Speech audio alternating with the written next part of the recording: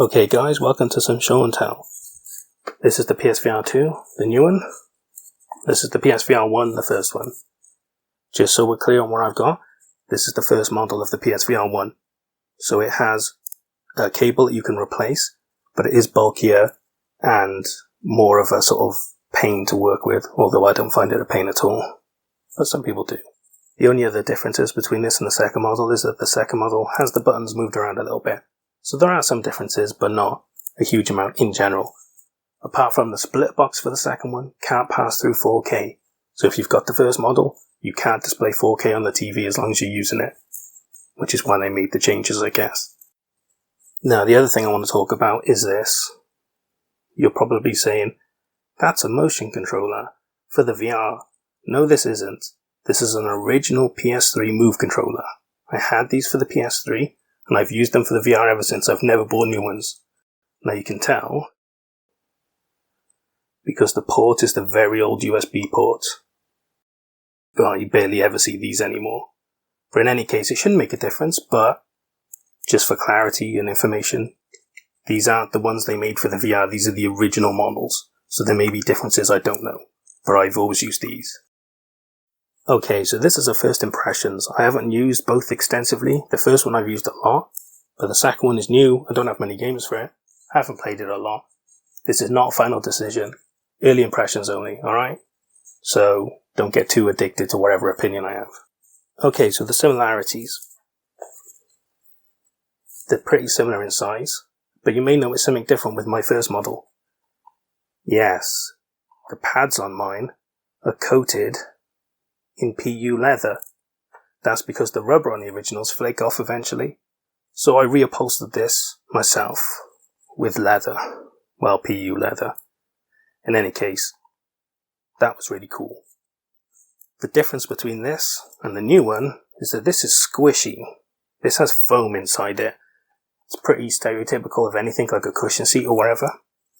This one is, you can look at that. Can you see the squish? It's like an empty tire. It's pure rubber, very little texture to it. It's got some sort of a texture, but it's not like a pattern like the original had. And inside, there are some like squishy plastic ridges. Kind of feel like they're on springs or something. It's very weird. It's not uncomfortable to wear. It's just, I don't know. I don't have as much faith in these as I do the original. What I'm worried about is with this, I can reupholster it and replace it as many times as I want. I can even replace the foam with memory foam or something if I wanted to. But with this, if this punctures or wears out, I have no idea what I can do about that. I'm hoping they're replaceable. I'm not really willing to try and rip them off to find out. But I'm hoping that they are easily replaceable and that Sony will sell replaceables at some point. But that was one of the first things I noticed, just because I was like, not too sure about that. The second thing is, the headbands work the same as the first one, more or less. There's very little difference in the way the headbands function in general. Same with this one.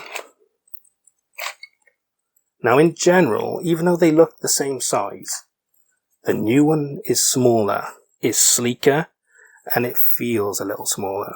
I haven't had any problems with fitting it or comfortability or anything like that, but it definitely is smaller, and it feels a little less premium, I have to say. Now, on to my first thing that I hate about the second one. That doesn't mean I hate the unit, early impressions, this just really annoyed me. The USB cable is fixed to the headset. Non-removable. Now this is basically just a standard USB-C cable. So why they decided to fix it to the headset, I have no idea. It's the most moronic thing I've ever seen. If I stand on this cable, or a dog chews it, or I just wrap it up the wrong way, and it breaks internally. Trust me, I've got a background in IT, USB cables do just break randomly through general usage. Now I was hoping that I could just buy a USB-C cable and replace it, because you can buy some really nice ones for about £5 on sale that you can tow a car with and they still function. So I was like, no problem. I'll buy some really cool ones in whatever color I fancy, because why not? And it won't be a problem. But no. If you break that cable, your unit's dead. So that's my first annoyance. Again, they did that with the second model of the first one, but I didn't like that either. Especially now it's just a USB-C cable. There's no excuse. That really annoyed me. I was not happy about that at all. Right, on to the next part. Most people hate this. They hate these controllers.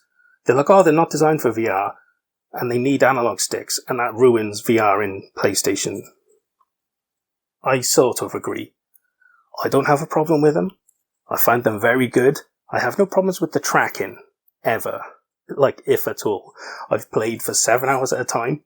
I have no issue with the tracking. Almost ever. Occasionally, your hands will lose tracking. And I mean very occasionally. And your hands will start, like, doing this in the camera. All you have to do is put your hands behind you, so the camera can't see it. It'll pop up saying, I can't see the controls. And then you bring them back, and they just work again. Very simple. No issues. But again, I agree, no analog sticks. Makes it annoying for some things. The new controllers. Now, first impressions with these. They feel plasticky. Like, kinda like a cheap toy. Now, I don't care about that in general. If they function, I couldn't care less what they feel like. If they work, they work. That'll do me, like. The problem I have is I don't have big hands. But look how cramped up my bottom 2 fingers are. They're really jammed in there. Really jammed in there. And if I try to reach the buttons, look how high my thumb is. If I want to reach that lower button, I have to do that. And can you see? My hand is jamming on the inner ring. I don't like that. I can barely reach that. Now, to work around that, you can hit it with the middle, and then the top one with your thumb. So you can rock it for both. Now that's fine. It works. But that restriction of movement, I'm just like, I don't get it. Why is that there? Now, what I would have done if I was them was this here. I would have extended this out to about here. Because by having your hand further up, I've got full range of movement now in this thumb. I can do wherever I want, and I'd have all the space in the world up here. And I'd also have more room for my fingers. Now, I don't know if that's because they don't want the ring lining up with your wrist joint. I don't know if that's the reason. But it kind of feels like they're designed for kids. They feel child-sized. Now, for me, I don't have big hands, and I can use them like this. With my adaptation of rocking my thumb for those, it's fine for me. But I expected better. Sony are usually really good on their design, and I was a bit disappointed in that. So if you've got big hands, be warned. Now, the next thing may not be an issue at all, right? But if you look at the motion controllers, or move controllers, there are 4 face buttons, the move button, the PS button, share, and options, and the trigger. So you've got 4, 5, 6 buttons you can use for games. These have 2. And I know what you're saying. You can click the analog stick in. Yes, you can. It's got the grip button. Yes, it does. And it's got the trigger. Yes, it does. So if we're being generous, it's got 5. That's still not enough, I don't think. Because the problem I don't know how they're going to get around is that you're using that for grabbing stuff. So that's not going to be used for anything else other than grabbing stuff. The trigger's going to be used for guns, that sort of thing. So for utility, you've just got these and the click. So, in games like The Walking Dead, where you've got a backpack and loads of items and stuff, I don't know how it's going to work for swapping weapons around. Like with the knife, you can flip the knife up and down in The Walking Dead. There's plenty of buttons on the old controllers to do that with. You're limited here. You have very few buttons, which also means that it's going to be difficult to port things to this. Like if you were like, oh, are they going to port the PS3 catalog to VR? Not with these controls, they're not. There's no chance. You'd have to get really inventive with what you did with it. So like I said, that's not a problem per se. It's a concern I have. Because without a lot of buttons, it limits what can be done with them. So, I don't know. I kind of wish maybe if this was bigger, they could have had 2 more buttons on. Oh, see, I can't even move my thumb. I'm jamming up again. They could have 2 more. Oh, jeez. They could have 2 more buttons on this side as well, and that would be better. Now, because how awkward these are to get to as well, I haven't used it a lot yet, so I'm speculating. But what I don't want to be in is a situation in like The Walking Dead or something, where I'm surrounded by zombies, and I'm trying to find the right button to switch something. And I can't because I get jammed on the frame or something. That will annoy me. That will really annoy me if that happens. Because again, with these that everyone hates, I have no problem. Yes, the movement isn't as good, but the whole holding the button and tilting to move slightly works really well. I've used it a lot. It's perfectly functional. The other thing that concerns me with these is range of tracking. With the originals, if it's in the camera, it can track it. So it can track anything from below my waist up to as high as I can reach. With these, it doesn't detect it as well. It works fine when it can see it, but out to my side, slightly behind me, really far above me, it doesn't have as wide of a range of tracking. So that could be a problem if game developers don't work around that. They need to make sure everything that you need to interact with is within this field of view. Now, so far I've only played No Man's Sky, and I had a lot of problems driving the vehicles.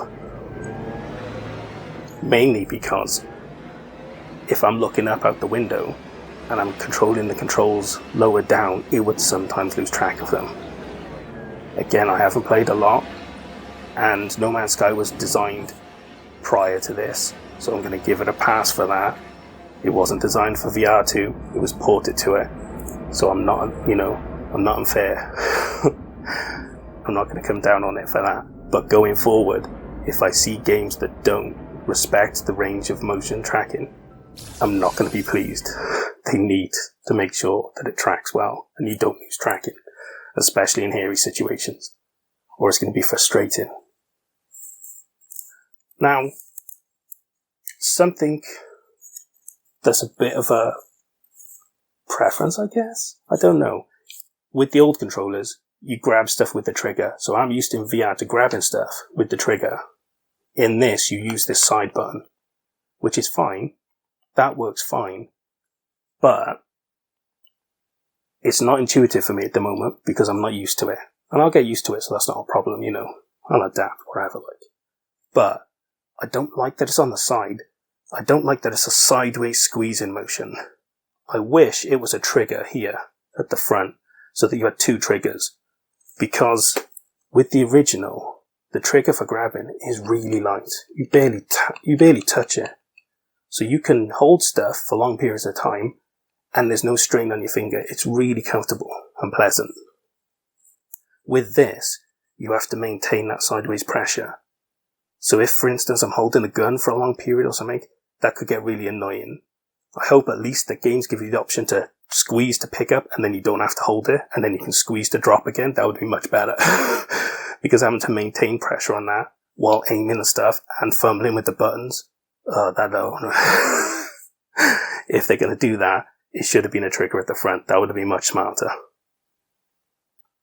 But again, that's a preference. They can work around it and I'll get used to the button placement and whatever, but I just think a trigger would have been better if they expect you to hold on to things for a long time. Because maintaining that sideways pressure while trying to get a comfy finger hold and then working the trigger and trying to fumble the buttons as well where your thumb's getting jammed and stuff, it's like, even here on the analog stick, your thumb gets close to the rim and it touches it. It's just not ideal. I'd rather use it like this just to avoid that. So those are my early impressions for the controllers. Now, the last thing I want to say on that is I'm sure a lot of people will say, hey, those original controllers are garbage. The PSVR1 has the worst controllers. Categorically, you are incorrect. The PSVR1 has the best controller ever designed for any VR headset ever. And you're angry right now, and you're thinking, you don't know what you're talking about. let me introduce you to the aim controller. Now this lovely piece of kit was released for the VR1, and it is the most innovative and groundbreaking VR controller ever created. It is a full game controller. It has the face buttons here. It has the right analog stick. It has a D-pad. It has the left analog stick. It has the share and the option buttons right there. On the side here is R1, triggers R2. Down here, full R1 and L1 and L2, sorry. It's a full controller. It's all of the benefits of the new controllers, but with the range of tracking that the original has. I've played games with this, where you hold the controller and you look down the sight for aiming, while also moving like an FPS. This is undoubtedly the best VR controller that's ever been created. And why no one's ripped this off on PC, I have no idea. They're nuts. This is the best controller ever made, and it's for the first one. Now obviously they can't use that for the second one, because it doesn't support the camera, which is fine. Not going to dwell on that. But it would be nice for them to make a second version of this. If they made one of that tracked like these do, that would be awesome, especially for games like Pavlov. Oh my god, that game would be amazing with this. That would be the biggest innovation in VR. If they really pushed that, and if they did some even if, Xbox owns Call of Duty now, so that's never going to happen. But if they got a big name like Call of Duty to support that for VR, and made a VR multiplayer, or even they just got Pavlov or something on board, made a big deal of it, I think that would be a really smart push for VR. So those are my early impressions of the headset. In general, the technology is impressive, but not utilized a lot right now. A lot of the games don't use it. No Man's Sky doesn't use foveated rendering, or the eye tracking in general, which is kind of frustrating because it's a pain to set that up. But I'll talk about that as we go along in this video. So right now, these are the two headsets. The second one didn't blow me away as much as the first did. It's a definite improvement though. Not in every way, and it's not better at everything, but it has significant leaps in technology. You can't deny that. On to the rest of the video, I guess. Okay, so now the show and tell's over. I'm going to put some footage of me playing No Man's Sky in the background. This was captured using the PS5 capture feature, so it's straight from the console, and that's exactly what you see. Keep an eye on it though, because I noticed something, and I want to know if you noticed what I noticed. So, there's not going to be an exam or anything, but keep an eye on it, see if you think of something looks a bit odd. Anyway, the other thing I noticed was it didn't come fully charged, the controllers I mean, so I charged them for as long as I could be bothered to before I played it, and when I started playing, they had about between half and 3/4 charge. It's hard to tell with these, it had 3 out of 4 bars. Anyway, I played for like a half hour just to give it a quick try, and at the end of that, the battery life on the controllers was 1 bar. So if I'm being generous, it used nearly half the battery life of the controllers. Now, I'm hoping that it was mistaken and it wasn't as fully charged as I thought it was, especially since they were half charged. In any case, I'm going to charge them fully, and then I'm going to use it a lot more before I give any more opinions on that. But all I'm going to say is, the Move controllers, I don't even know when I charge them. I charge them every 3 to 4 months, and they last forever. I can play for 7 hours at a time, and it doesn't even notice the battery loss. They're ridiculously good on battery efficiency. So if these new controllers don't at least last 12 hours on a full charge, I'm not going to be very happy with that. It's going to annoy the hell out of me if I have to cut short playing in VR because the batteries aren't good enough. Oh, that's going to be annoying if that's the case. Anyway, I don't know if that is the case right now. It's just something I noticed, and it's something I thought I'd mention. I'll report back when I've tried it more and played for longer amounts of time, and then I can give you an accurate idea of what the battery life is like. Now, the other thing that really annoyed me is that there's fancy new tech in the new one, which is great. It lets you mark out an area of play, and then that's your play area. Now what I don't like is that if that area you mark out is not 2 by 2 meters, it blocks you from using room scale VR completely. It just disables it as an option. And what it does is it puts what it calls a temporary play area for you. Now what I consider that to be is a cage, because what it does is it puts a pillar around you and it's like, stay in that pillar. And you know, that would be fine if it wasn't very restrictive. In No Man's Sky, when I was trying to control the vehicles, taking half a step forward to be closer to the controls meant that when I was reaching and controlling those controls, it was popping up with a red wall where it was like, hang on, you're near the edge of your cage, get back in your cage. And I'm like, F you, this cage is tiny and I can go 2 full steps in any direction without hitting anything. So stop putting up big red walls in my world and annoying me, because I know I can take 2 full steps without hitting anything. Now, alright, my play area isn't what it wants it to be, it's not big enough to meet the requirements. But with the first one, if it can see you, it tracks you and it doesn't care. I can play things like The Walking Dead in the first one, and I know full well I can take 2 steps in any direction without hitting anything, even with my arms outstretched. So I can play, I can walk around, I can sidestep zombies, I can do what I want within the restrictions of my play area. But even though I have the same play area with the new headset, I can't do that now because it says it's not good enough and it won't allow me to override it. Now, I'm not dumb, so what I'm going to do is I'm going to redraw the play area and I'm going to add like a meter in all directions just to make it bigger. Now, you're going to say that's dumb. It's not going to give you a warning when you're near the edge. Yes, you're correct. It's not going to do that. But guess what? I had no problems with that in the first one, and I'd rather be able to walk around a bit in the woods without big red walls coming up all the time. So that's what I'm going to do, and if that makes it a lot more enjoyable, that's fine with me. Having it pop up in the real world to warn you can hit something is a really cool feature, but it's also a pointless feature if it just tells you it's not good enough and it won't allow you to draw your custom area. There's no point having it if you can't use it. It might as well just say, do you have 2 by 2 meters or not? And it put up a 2 by 2 meter cage or the temporary cage. If those are the only 2 options, what's the point in going to all of the, oh look at all the features we have, when they're pointless? Because it's either 2 by 2 meters or nothing. It's a completely wasted feature. I hope they update it. I hope they allow you to override it. I don't expect it to allow me to play room scale VR because I don't have the space. That's fine, but I expect it to let me wander within the space that I have and the space that I've told it I have. Because if it's not going to do that, why bother having the feature? It might as well just be stand up, sit down, and that's the end of it.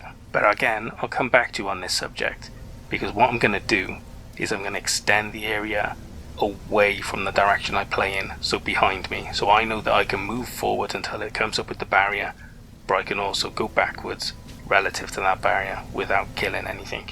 That's how I've always done it in the first one, and I've had no problems. I've never tripped over anything, I've never stood on anything, I've never damaged or hit anything ever. So that's what I'm going to do, and I think it'll work for me by bypassing the stupid restrictions on the headset.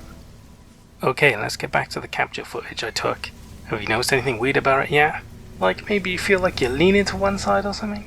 Well, I know it's pretty quick. It only captures the right eye, which is completely useless. Oh my god. So the left side of the picture is the center, the right side is my view on the right of my right eye, and you don't get the left side of the view.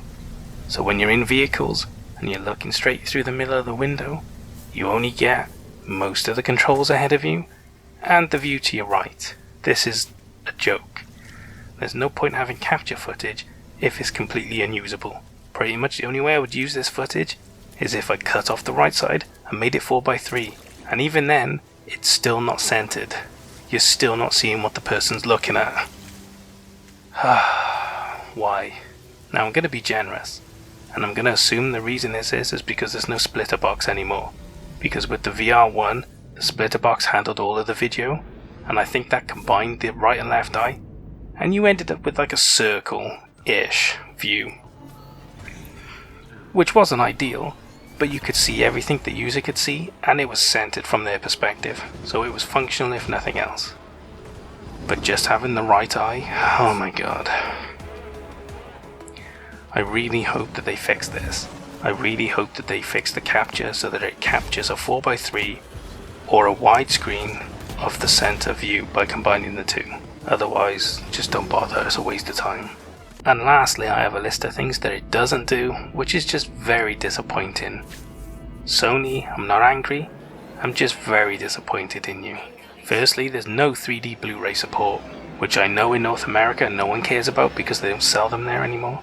But in Europe they do, and one of the biggest things I use my VR1 for, which I didn't even buy it for, was watching movies. And VR Blu-rays and 3D Blu-rays in VR, what are they good? I challenge anyone to watch Pacific Rim 3D in VR and not be impressed. With the surround sound built in, it's an amazing way to watch movies. I love it, and I use it a ton, because guess what? I've got a 7.1 surround sound system at home, which I love for watching movies on. But sometimes you just want to watch Die Hard or 11 o'clock, and you don't want to have to knock out another neighbour over a stupid argument. So, this is the best option. You can sit in your VR at 2 AM if you want, sound cranked up, and have a really nice surround sound experience with a massive VR cinema. I love it. It's a benefit I never even considered when I bought the first one, but I use it a ton, and it's really good for it. The fact that they didn't enable 3D Blu-ray support, it's a small thing, but it's just laziness. On the original they had to update the firmware to allow it later on, so I'm hoping they do the same here. But I doubt they will because, I don't know, if they're too lazy to just port it over from the PS4, the likelihood of them going out of their way to add it now is like, I don't know, it's like they don't care or something. And while we're talking about media playback, you can watch Blu-rays, which is great, just without the 3D. It literally says if you put a 3D Blu-ray in, your device does not support this. And I'll edit out what I was going to say next. Now, there's no media player on PS5, which has been a stupid thing ever since it came out. It's one of those things where it's like, is this supposed to be a media entertainment device or not? And you don't even have a media player built in. Yes, it has one. No, there's no app for it. So you can use it, but it's inconvenient to use it. And they really should just put more effort into this. They really should. I mean, it doesn't even have DLNA support anymore, which I know is an old standard. But guess what? I have a lot of tech stuff in my house, including a DLNA server that also serves stuff through web browsers and other things, but the PS5 can't pick that up. Whereas on my PS4, if I load up my PS4 media player with VR, I have access to my entire movie catalogue and all of the TV series or whatever else I've got on there at the moment. So that's a really annoying thing that they don't include any support for that. And tied in with that, they don't even have any app support. And now I'm not saying there's no apps at all, and that they're not thinking of making apps, but it just launched, and there's nothing. There's no VR player apps, there's no VR media player, there's no big screen, there's nothing. I'm very disappointed. They haven't really tried to cultivate a rounded entertainment package for this VR. And they're pretty much saying if you want to watch media on this, wait for someone to hack it for PC, and then you'll actually get to use it properly.